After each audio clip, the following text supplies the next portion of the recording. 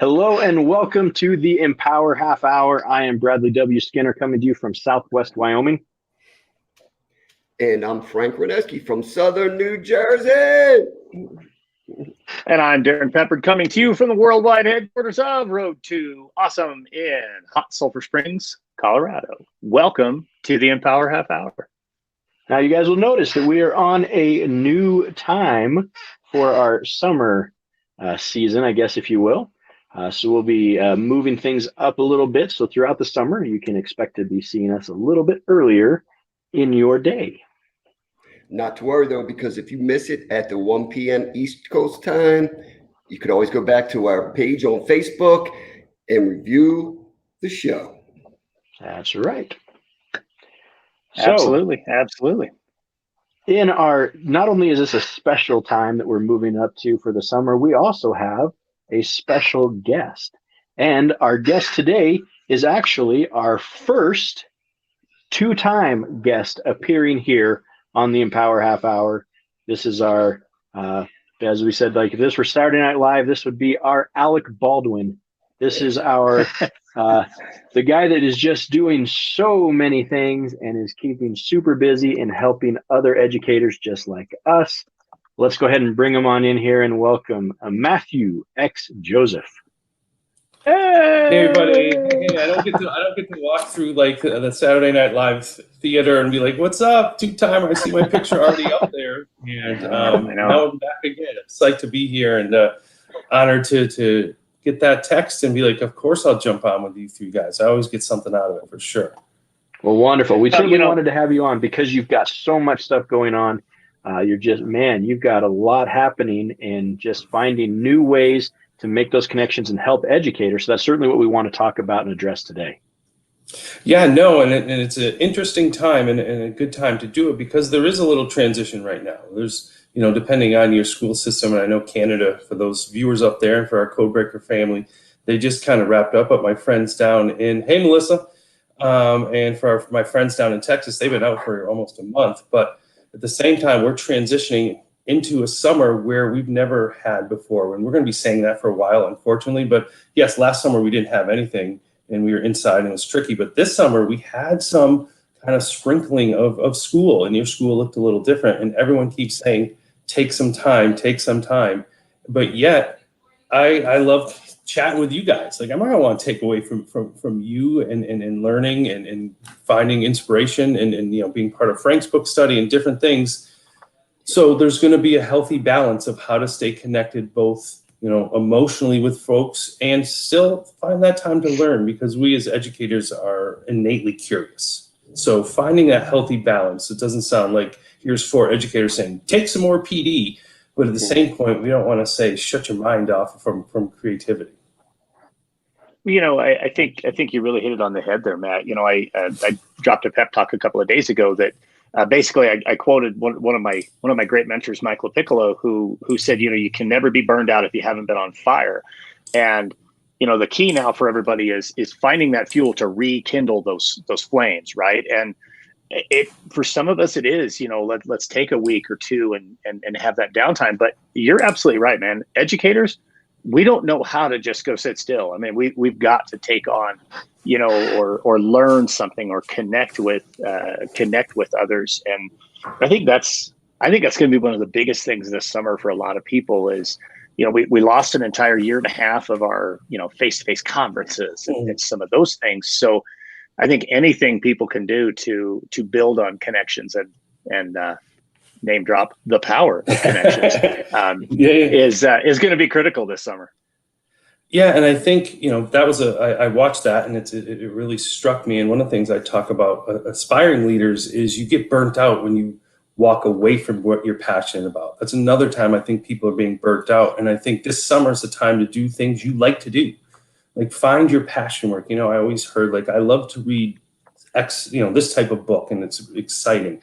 And this is a summer to find your own type of professional development. May it be, a book study or a slow chat or writing a blog, whatever. I chatted with Alfonso from Texas and we collaborated on a blog and whatever it is, the more we're able to do work we want to do, it's definitely going to build that stamina back up to our own growth.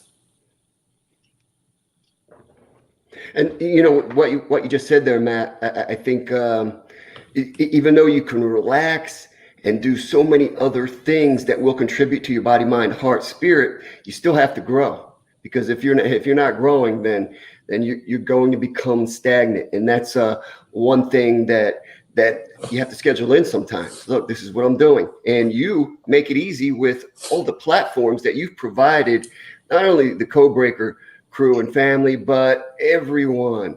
You know, I mean, heck, we're talking to people in Jordan, people in Morocco. Yeah. 75% of the people in Canada, for crying out loud, but all over the United States as well. And that you've made it easy for us to do. So anyone that wants a little boost, anybody that wants a little 2-second know-how, quick example. I was asking in the Leadership Lounge a few weeks ago, hey, I'm coming up with a book study. What should I do? And Matt immediately says Padlet. I'm like, well, what's the learning curve? He said, none. I said, well, then I'm in. And just started posting things. And everybody I sent the link to, just as easy. It's like a bulletin board thing. Matt turned me onto it. No tutorial or anything needed. So thank you for doing that and setting that spark. And I think that's a big shift. That we unfortunately we're going to talk about COVID for a long time. But one of the silver linings is that teachers were able to have resiliency in trying new things. And as leaders, one of the things we often do is try to have control. And we lost it all for 18 months. We didn't lose being leaders, but we lost that direct one-to-one control. And what I think this summer is going to be is a time for all of us to kind of find exactly what we want. It's so prescribed in education. I know we have, Darrin was in a superintendent position. Frank and I were in leadership positions. Bradlee, you do leadership across the board. And a lot of things we do are prescribed to teachers. We're going to do these 5 things. But I think the big shift now is like, we saw it at the beginning of COVID where teachers we don't know what to do, so let's make a choice board for our kids. Let's figure something out, kids. Here's 10 options. Well, now we're doing that for teachers, right? We're saying, here's 10 options. They're all valuable. You pick the one you want to do. And at least for me in the last 8 months of trying to walk this purpose of getting people connected in different ways, they're gravitating to what they want to do. It's not that they're not doing what I want them to do. It's they're doing what they want to do and getting something out of it. It's such an important model, though. I mean, if you think about it, we want that to happen in our classrooms. We want students to have voice and choice. And if we don't give that to our teachers, it's really hard to ask them to go and do that with their students. So I'm really glad you bring that up. We were just launching. Go ahead. No, go ahead. I was saying, think about all the things we get really excited about. Go 2 years back. And it could be like an event. It could be ASCD. It could be ISTE. Hey, Shannon, I know Shannon was doing some ISTE work, this week or different events. When you go to any event, the first thing you do is pick what you want to do, right? You pick what you want to do. You go sit with the people you want to sit with. Not clicky, but this fits my professional growth. And then what you do, you go back to the most restrictive environment in the world, your school.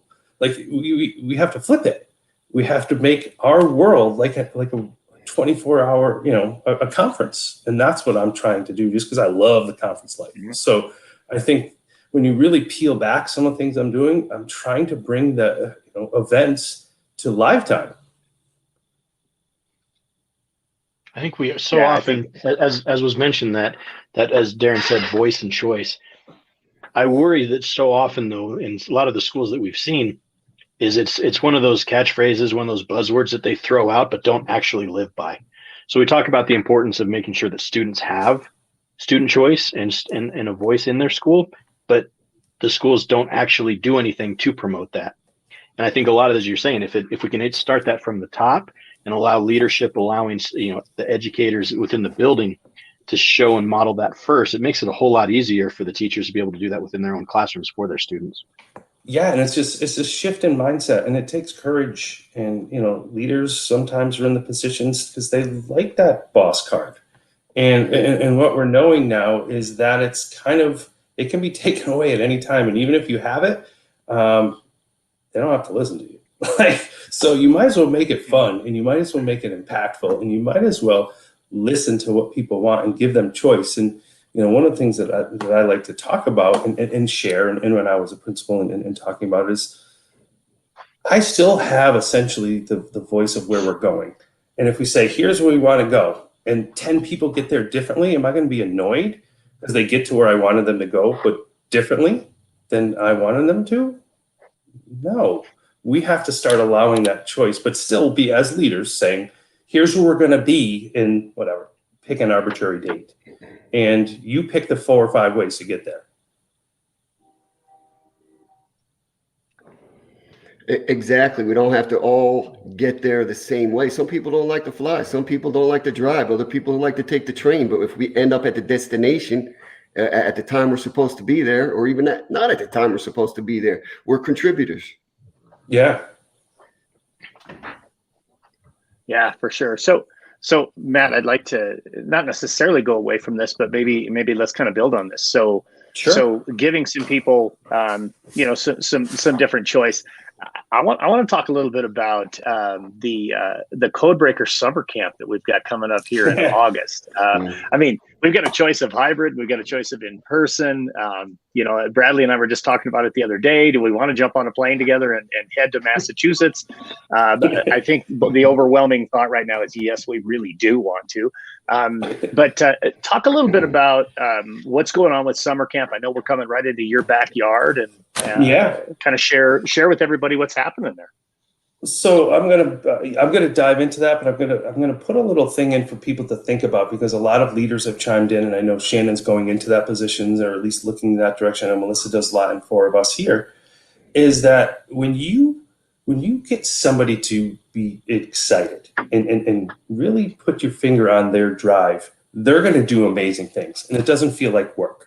So when I had a chance to sign on to Codebreaker, and Brian and Daphne, as the 3 of you know, it's a very yes and culture. Yes, we like that, and we build on it, and we've done that a lot. So I had just come back from an event in Texas, and it was awesome. And, it was the same as a hybrid thing, and I had some of some of my connections here with Don McCances up here and different people. They watched. And I'm flying back, and I just, chat with. Well, first I said, Daphne, don't injure me, because I know she does a lot with this. And I said, what if we did a summer summit? And that was the original thing, summer summit. Mm-hmm. And they're like, tell me more. And I started to talk it through, and we were like, yeah, let's do this. We'll do it virtual, whatever. And then I said, a week later, well, what if we could just do 5 or 6 people? There's enough in Massachusetts now with Christine Ravasi, on board, and Chris Jones on board. Brandon's not too far. I mean, Frank would be a soldier to drive 6 hours, but it's within the realm of, or fly to Boston. I'll pick you up. Just throw it out there, because what's the worst that can happen? It doesn't work out, and we all kind of have a good laugh about it or whatever. So we built on that, and we just started to create a framework. And then Brian, Daphne, and I just started to brainstorm. Let's call it something different. We wanted it like an ed camp. We didn't want it to be ed camp. So we said, let's make it a summer camp, and they're real short, summer games, meaning the sessions are going to be 30 minutes. That's it. Come in, tell us something to learn that we can take away with. We're going to have an opening keynote, which is just quick hits. They're all quick hitters, like snacks. And then at the end, and I don't know if this is, crushing anything, but we were trying to get around the summer camp theme. And, we have marshmallow roast, and we're going to be roasting things in education, but doing it in a positive way, where we point out a problem, but we're really not roasting it. We're going to create solutions. And that's going to be the closing keynote, is that we're going to find some things in education that we have to move away from. So we tried to make it a fun way where people could just maybe come together and find a location for that. And we had a sponsor, Newzella, which I'm friendly with them, and they wanted to jump on board. So they're sponsoring any of our Codebreaker team who's coming and can put you up for the night and have at it. And that's how it just came from talking and laughing and maybe borderline inappropriate text of how about this? No, that sounds horrible. I'm just saying. And it's going to be August 12th, and it's going to be 9 to 2 Eastern time. And they're just half-hour sessions. We're going to have 2 sessions in the morning and 2 in the afternoon. And right in the middle, I'm going to bring everyone together like campfire and tell me what you learned. Kind of like Leadership Lounge. Share something from the sessions you were in. It reminds me of Disruptor. Can you see that? I see it. Look at The bicep or the that. tattoo or No, the can you word? see Like the which one? disruptor with an OR? And someone said, "Hey, you spelled Wow. disruptor wrong," and I said, "Well, it's a little late, with the OR." But I knew that the OR, basically, when I looked it up, is for disruption in a positive ending. Absolutely. So you're blowing stuff up to make it better. Yeah, and just try. Like we're in a time where you can try something. You kind of have a little like, oh well, it's post COVID. We've tried this and it may or may not work. But the upside is it's going to work, right? Hmm.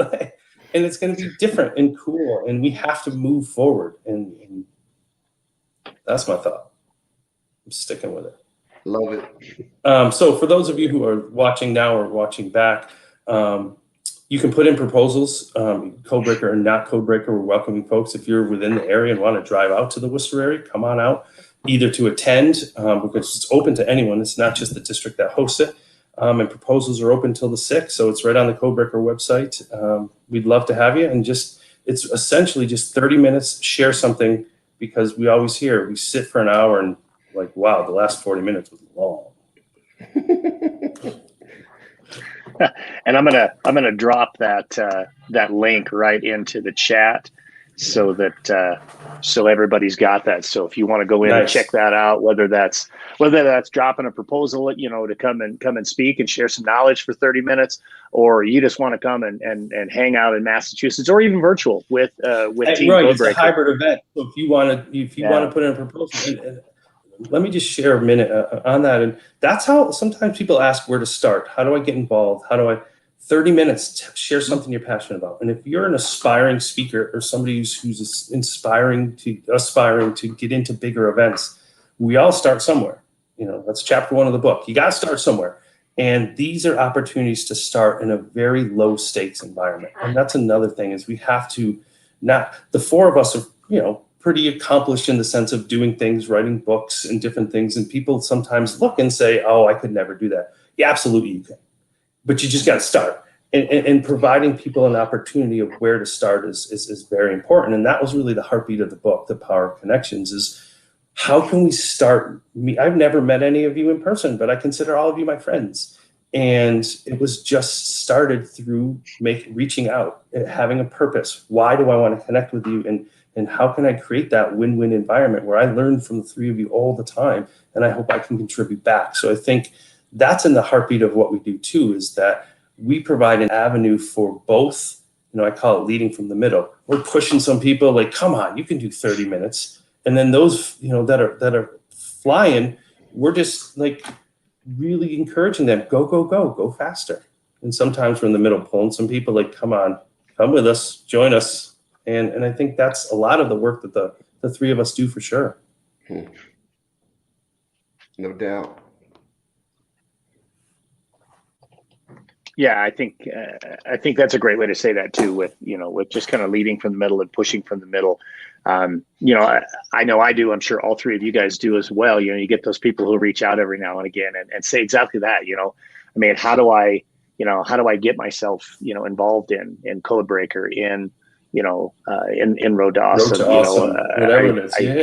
Yeah. Whatever it is, I look at what's happening with Fired Up Leadership, with Frank now launching his book study, and Bradlee's book's getting ready to drop really, really soon as well. Yeah. I think you hit it on the head, and I know it's right there, chapter 1. You already said it in your book, and it's one of our favorite Brian Aspinall quotes. You just start. So yeah, absolutely. If you're looking for that start and you want something that's pretty low resistance and hang out with just a bunch of a fun team, yeah, drop definitely a proposal in there for our summer camp. And you just don't know the connections that you're going to make. Like Shannon just popped up, and we'll get to your question in a second about reading right now. Enthusiasm is contagious. And I know Shannon attended the Educator Lounge, and we started connecting on different topics. And through that, we said, let's write an article. And we collaborated an article, and it was posted in Tech and Learning Leader. And the same thing with Alfonso, who I met at the Leadership Lounge, and then had him on his post. And Sandra Donahue from Canada, she and I connected, and we're launching Connections Without Borders next week. It's really just like a slow chat. And it's going to be through Flipgrid, and we're just going to pose a question on a Monday. And we are going to say, what's your thoughts? And just gather people's opinions. And because one of the things we're not good at in this profession, and the three of us are good at it, but not as a whole as a profession, is memorializing our content. How do we memorialize the work we do?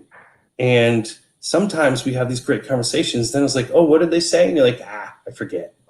And that's what we're trying to do this summer, just memorializing some great ideas. So when we do go back to school, we can go back and read it. And Frank is modeling that with his book study and Padlet. That's the biggest thing for me, is you memorialize people's thoughts, ideas.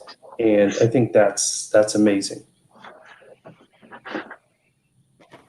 Well, Yeah, a lot of time, I used to have, one of my mentors used to tell me all the time, educators are their own worst enemies, because you got a group that gets sucked in by the negativity, and you have the other side, the positivity, that they're not speaking loud enough. So if you memorialize it, if you tell your stories, if you say, hey, you know what, that doesn't sound like Frank would do that. You know, I'm going to go ask Frank to see if he really did it, you know, and it just changes, it shifts the paradigm, and it gives us some opportunities to collaborate. It gives us some opportunities to tell our stories. It gives us opportunities that we need right now. Absolutely. And I think I want to make sure I answer the question and give the right shout out. I'm reading. Let me go back to here for you. Yeah. I said, I'm reading Piper Lou, you know, from Nice. And one of the stars, Gizmo, is just chilling over here watching me. Hey, buddy. And he was one of Piper's friends. So that's the book I'm reading right now. I know it's a kid's book. Yeah, but it's a fantastic book. Frank said on here he's reading 9 Perfect Strangers. Tell me about that, Frank. I'm not familiar with that one.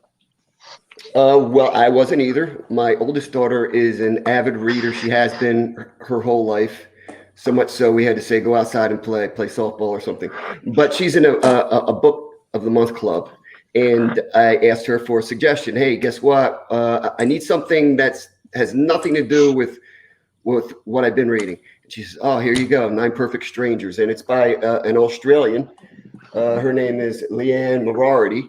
And it's about, I'm only about 150 pages into it, but it's about these people that get together at a retreat from all walks of life, and they just try to detox from their life in a positive way. So I'll let you know how it progresses, but it's definitely takes me out of where I am. That sounds pretty awesome. Besides that, I'm actually read Henry Turner shared a book with me, and again, it's not super educational, but as I just launched the book, I wanted to learn how some new marketing strategies. So it's called Selling Your First 1,000. It's just how to be better and more streamlined at getting your message out there. That's awesome. That's awesome. Right now, I've got like 7 books going, but Atomic Habits from James Clear is, man, that thing is a paradigm shifter. Really just kind of the gist there is how we formulate our habits, but then how, to me, the biggest takeaway I have so far, and I'm about 3/4 of the way through, is moving away from a goal mentality to a systems mentality, so that, the goals continue to happen, but there aren't those highs and lows of, striving for the goal, maybe falling short, but rather the joy in building the system that gets us to achieving those goals. It is absolutely fantastic. I'll also share that Amazon just shared this with me as something that it would recommend. So that's firing up leadership. I would recommend that too. So I would recommend it as well. I already have it, so I'm not going to buy another copy, but thank you, Amazon, for that. Why not? But yeah. Bradlee, what about you, man? My book list is a lot like my internet browser, which is a lot like how my brain works. Is I've got 20 tabs open at the same time. So I've got like 20 different books that I read a little bit from here and there, and I jump back and forth. But probably the 2 that I'm really the heaviest in right now at the moment, Teach Like Finland by Timothy D. Walker. I really enjoy this one. It's one I've revisited a few times just because I like learning different strategies and things that others are doing differently, and how I can make that work more in my own classroom. And then a really big one, and I've got, boy, Post-it notes galore in this one, Demoralized, by Doris Santoro, is just, it's one that really helped me out a lot as an educator dealing with issues that I have had in the past. And one of the things that I really like in the way that this book is framed is, we often use that phrase, and Darrin even mentioned it earlier today about burnout. And it kind of labels burnout actually as a kind of an incorrect term that we often use, simply for the fact that burnout tend to be individualized.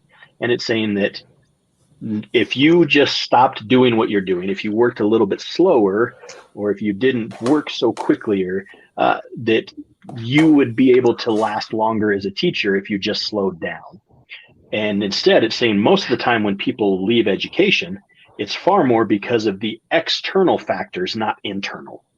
And so it's the external factors that we're dealing with problematic parents, legislature, people making decisions for you that have never been in a classroom, poor Amen. leadership, student poverty, and health issues. So it's saying it's all these other outside influences that are weighing upon a teacher far more determine if a teacher leaves or stays than if it's the fact that what they're doing themselves causes this burnout. So it's more that we get demoralized as educators than actually burnt out from what we're doing. So awesome book. Highly recommend that one. Wow. Bureaucracy. I haven't read that one before. It's fantastic. Yeah. It's really, really good. Yeah. Yeah. Well, guys, it's 28 minutes after the hour. I don't know if in the summer we're going to continue our final thoughts or if we just want to just chat up to the end of the hour. But I think that there's probably something that each one of us could share just related to this comment that just came in from Shannon. Yeah, for sure. And great question, Shannon. Thank you. Well, I think I'll jump in. It's not really a final thought, but it just brought me back to something that I did want to comment on. As we were mentioning earlier in the episode, about and Matt and Frank both talked on it. Of we have that destination. Does it really matter how they got there? I heard it shared once that it's the popcorn theory. That you cook up a bag of popcorn in the microwave, not every kernel pops at the same time. Some take a little bit longer than others, but you still get exactly what you wanted at the end. So I think allowing that opportunity for our students to have those choices, to maybe it may take a little bit longer to pop. Some of our teachers in our building might be the same way, especially when we have new educators that are coming into our buildings. Are we really supporting them, or are we demanding that they be perfect on the first day? I think sometimes there is a lot of pressure, and if we don't have a decent and a well-established mentoring program to help new educators understand what is not only needed of them, but that we're willing to be there to help and support them, otherwise it's pretty easy to become demoralized as an educator if we don't have those support systems in place. I want to build on that just a little bit, kind of, following what Matt said earlier about a yes and type of culture. Matt said it really well earlier that, as leaders this last 18 months, we lost control. We did not have the control that we're used to. And I'm very hopeful that leaders, as we go forward now, don't jump right back to, I have to have all of this control. Not that we should necessarily feel comfortable, because God knows we were not comfortable those last 18 months. But I think, allowing for some of the things, the great things that teachers will want to do in their classrooms and that they'll want to do with their students, that because we haven't had the control, if you will, hopefully we just kind of ease back into being that person. Bradlee, you describe it really well as kind of that driver's education instructor, sitting in the seat next to you. The brake is still there on the floor, but you're not driving the car. I'm hopeful that, that's going to be something that leaders are really mindful of. And I think that can help with some of that demoralization if leaders will let go of control and learn to be comfortable with not having total control. We need more whitewater rafting guides and fewer cruise ship captains. That's right. Come on, Stubby. So I'll just go off of this kind of hybrid final thoughts, I guess. My thought is to do something fun this summer that you'd like to do, and make sure you have real value in that. Don't just do it because you're supposed to take a break. Don't just go, turn off your screen because you're supposed to, I guess. Like, if you're going to really take a break, do something you like to do. One of the things I did, this morning, besides doing the professional piece of this, I try to connect educators through fitness and different things. So we do the walking eds, and, we're doing Be Fly in July, and we're just walking and having fun and sharing messages. And it's still connecting. It's bringing teachers and educators together, and we're outside, and it's fun, but yet we're still building off of friendships. We're still building off of events. And if you read The Power of Connections, 2 people who met on Walking Ed are together. It's like the last quote of the chapter was like, I met somebody, and it's because when you surround yourself with people who are like-minded, not who think exactly like you, but are like-minded in their passion and in their drive, it just inspires you to do more. So this summer, my final thought is to have fun, grow 1% every day, and try something new, and just have fun with it. All right, I guess that brings it to me. Thank you for attending the Empower Half Hour, your fastest half hour of the week. Just a quick story. Right before the Empower Half Hour today, I spoke to one of my former students who just completed her master's degree in education. Undergrad, she was not an education major for a number of reasons. One of the reasons she gave me is because she said that she kept listening to people that told her not to become a teacher, and decided to throw that to the wind and follow her passion. My question to her was, how do people like you, because you're a new teacher, you're having all this, you have all this enthusiasm, which I appreciate. The world needs you. How are we going to keep you in education? And she really didn't have an answer. So I gave her suggestions. Stay connected to your mentors that you've had in your life, the mentors that you don't have yet, but you're never in it alone. And stay away from the people that are bashing you and your career. Thank you. Peace and love. Always win. Thanks for having me. Absolutely. Thanks for joining us again. Good times. Yeah. Thank you so much, Matt. Bradlee, Frank, until next week, everybody go have a real awesome week. We'll see you then.